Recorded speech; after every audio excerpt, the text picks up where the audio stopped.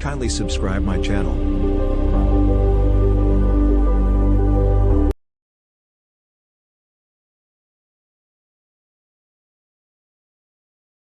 آج ہم بات کریں گے تصوف کی دنیا کے تحت صحبت باولیاء میں خزینۃ الاصفیاء میں ایک واقعہ لکھا ہے حضرت مجدد الافسانی رحمۃ اللہ علیہ کے حوالے سے۔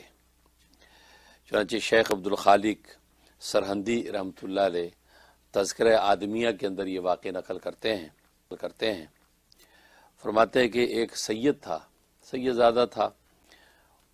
تو حضرت امیر معاویہ رضی اللہ تعالیٰ عنہ کے بارے میں اس کے خیالات اچھے نہیں تھے،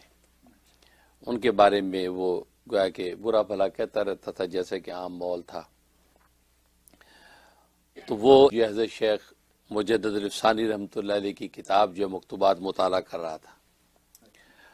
تو مطالعہ کرتے کرتے جب وہ مقام آیا جہاں پر حضرت نے جو ہے حضرت سید امیر معاویہ رضی اللہ تعالیٰ عنہ کے فضائل و مناقب ذکر کیے، جب وہ جگہ آئی تو اس نے غصے اور طیش میں کتاب کو زمین پہ پھینک دیا۔ تو یہ اس نے گویا کہ اپنا اظہار نفرت شو کیا، زمین پہ پھینک دی، تو سو گیا۔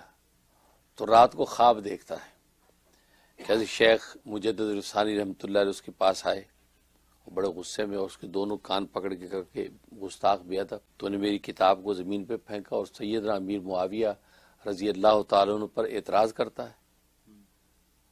اور اس اعتراض کے نتیجے میں انہوں نے میرے مضمون کو سے روگردانی کی، اس کو ڈانٹا اور فرمایا کہ اگر تو میرے اس مضمون پر اعتماد نہیں کرتا تو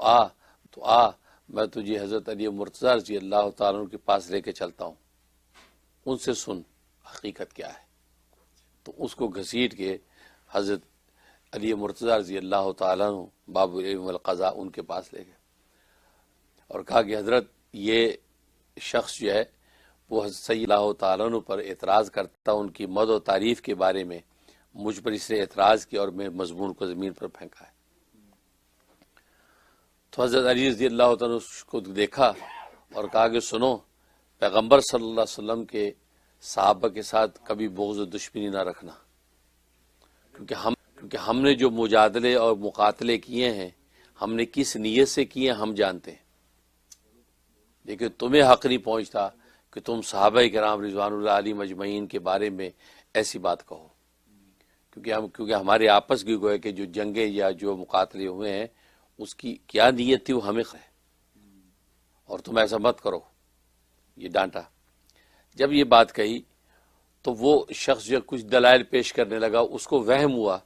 کہ شاید حضرت علی رضی اللہ تعالیٰ کو حقائق پتہ نہیں، تو کچھ آگے دلائل پیش کرنے لگا۔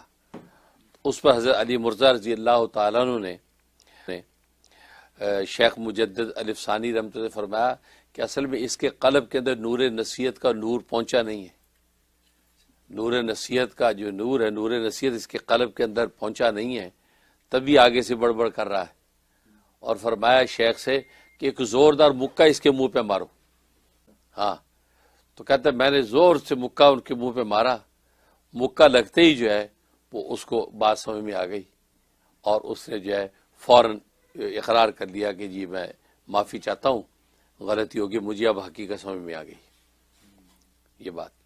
لکھا کہ وہ سید زادہ جب اٹھا ہے تو اس کے منہ کے اوپر واقعی مکے کی سوجن موجود تھی اور وہیں سے اٹھ کر بھاگا، شیخ مجدد الافسانی رحمۃ اللہ علیہ کی خدمت میں آیا اور معافی مانگی، پیر پکڑے اور آپ کے حلقہ ارادت میں بیعت ہو گیا اور اللہ والا ہو کر مرا۔ آپ کے اندر اس حقیقت کو واضح کیا، اور جس کا اقرار اس سید زادہ نے خود کیا کہ صحابہ کرام رضوان اللہ علیہم اجمعین کے آپس کے جو مجادلے یا مقاتلے ہیں وہ ظاہر اخلاص پر ہیں، اللہ کی خاطر ہے، نفس پرستی کے لیے نہیں ہے۔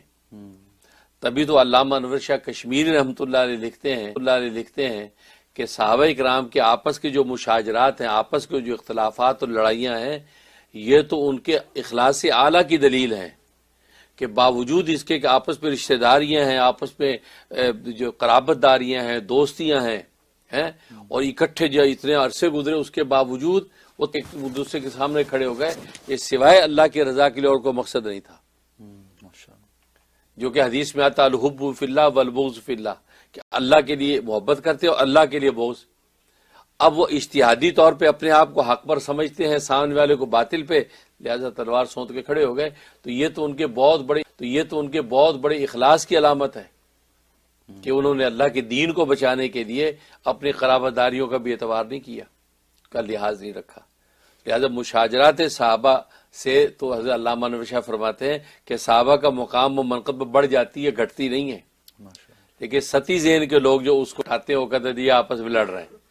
ہاں میری اور تیری لڑائی نفس پرستی پر ہوتی ہے، مال و دولت کے لیے ہوتی ہے، ان کی آپس کی لڑائی اعلاء کلمت اللہ کے لیے، اللہ کے نام کو بلند کرنے کے لیے ہوئی، کہ جو رسول اللہ صلی اللہ علیہ وسلم نے ان کی کٹی کے اندر ڈال دیا تھا اور جو تعلیم و تربیت کر دی تھی اس بیس پر وہ تو لڑ رہے تھے۔ یہ بات حضرت علی زادے سے کہی کہ یاد رکھو ہماری آپس کی جو مجاہدے مقاتلے کس نیت سے ہم نے کی وہ ہمیں پتہ ہے۔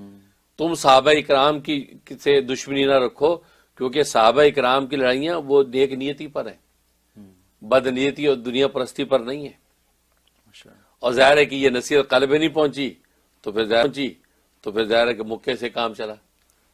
کیوں کہتے ہیں کہ وہ لاتوں کی بھوت باتوں سے نہیں مانتے،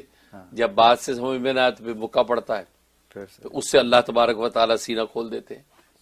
تو گویا کہ اس حقیقت کو واضح کر دیا، اور پھر قرآن کریم میں یہ حقیقت بتا دی تلک امت قد خلت، وہ ایک امت تھی وہ گزر گئی، لہا ما کسبت ولکم ما کسبتم، انہوں نے جو کیا اس کے وہ ذمہ دار ہیں، تم جو کرو گے تم اس کے ذمہ دار ہو، اور تم سے ان کے کیے کے بارے میں نہیں پوچھا جائے گا۔ سبحان اللہ۔ تو جب قرآن نے اتنا بڑا اصول بتا دیا تو ہم صحابہ کی یہاں بیٹھ کے تجزیہ کیوں کرتے ہیں کہ حضرت امیر معاویہ رضی اللہ عنہ نے یہ کیوں کر دیا، وہ کیوں کر دیا؟ بھائی وہ قرآن نے کہا، وہ انہوں نے جو کیا ہے وہ ان کا، وہ اللہ کے سامنے خود ہی جسٹیفائی کر دیں گے۔ لیکن آپ جو غیبتیں، چغلیاں اور جو وہ بے ادبیاں، گستاخیاں کر کے آپ جہاں پہنچ رہے ہیں، آپ سے اس کی پوچھ ہونی ہے۔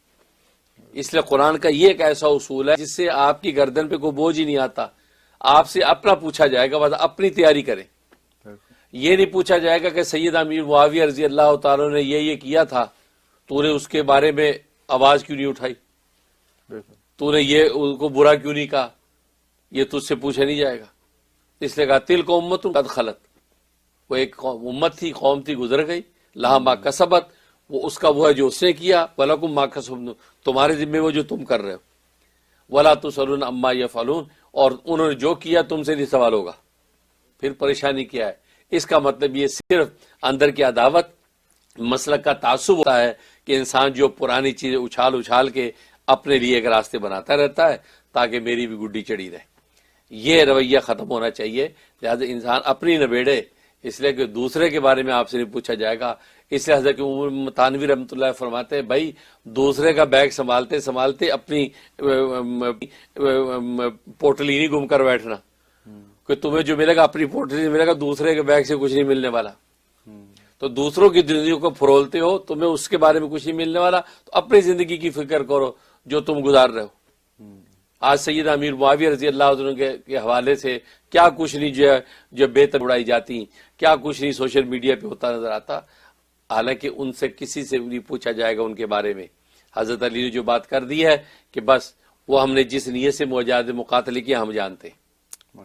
اس حقیقت کو اگر لوگ سمجھ جائیں تو انشاءاللہ امن و آشتی پیدا ہو جائے اور ادب اور تمیز پیدا ہو جائے گی، اور ہر آدمی امن کے ساتھ اپنی منزل کو پہنچے گا۔ اللہ تعالیٰ توفیق عطا فرمائے۔ ماشاءاللہ، بہت